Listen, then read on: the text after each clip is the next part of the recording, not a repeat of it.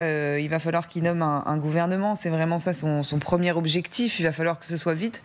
Le ministère de l'économie pourrait rester, Antoine Armand, selon vous, Nicolas? Parce que certains pourraient rester, clairement. Bruno Retailleau, potentiellement. Bruno Retailleau, ça paraît très probable. En tout cas, c'est souhaité et par Emmanuel Macron et par Nicolas Sarkozy. Puis ils ont passé accord, semble-t-il.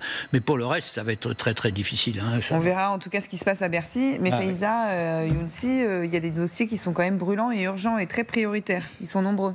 Et oui, et quelques heures après sa nomination, François Bayrou d'ailleurs a dû faire face à une très mauvaise nouvelle. Moody's qui abaisse sa note d'un cran à A3. Hier soir. Exactement, il y a 3 mois, l'agence américaine avait lancé un avertissement à la France. Sa note à A2 était assortie d'une perspective négative. Eh bien voilà, elle met sa menace à exécution. Alors pourquoi?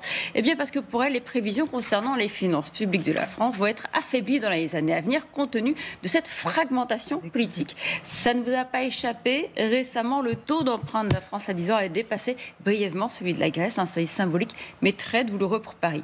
Il faut dire que le déficit est attendu à plus de 6% du PIB cette année, le double du seuil fixé par l'Union européenne. Pour rassurer, il va falloir un budget 2025, redresser les finances publiques. C'est ce qui a d'ailleurs précipité la chute du précédent gouvernement. La loi spéciale devrait prendre le relais jusqu'à la prochaine loi de finances, loi spéciale qui permettra uniquement d'expédier les affaires courantes. Bon, il va falloir aussi rassurer les Français parce que nombreux craignent une augmentation des impôts. Ah oui, d'ailleurs, c'était une menace brandie par ce gouvernement sortant. Le précédent projet de budget prévoyait d'indexer le barème de l'impôt. Sans indexation, eh bien, ça entraîne théoriquement une hausse d'impôts. 380 000 foyers menacés d'entrer mécaniquement dans l'impôt sur le revenu.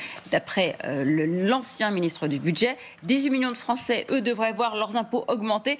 Mais un amendement adopté en commission des finances pourrait changer la donne.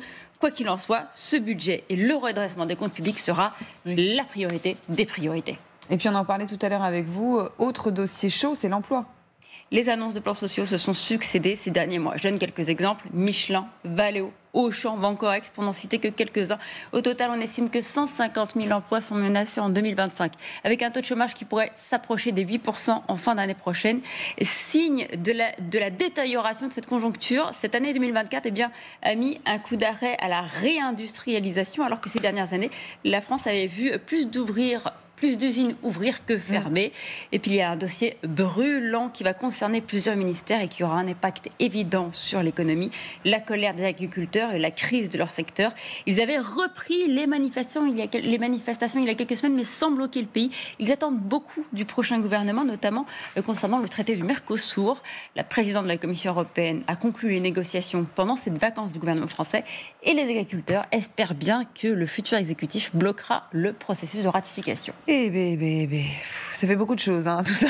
On sait plus quoi dire. Les impôts, il faut savoir qui va les payer véritablement, parce que là, à votre avis, qui va les payer? Et puis, qu'est-ce qui restera de l'héritage d'Emmanuel Macron, qui en voulait beaucoup à Michel Barnier d'avoir osé toucher à son dogme de pas de hausse d'impôts?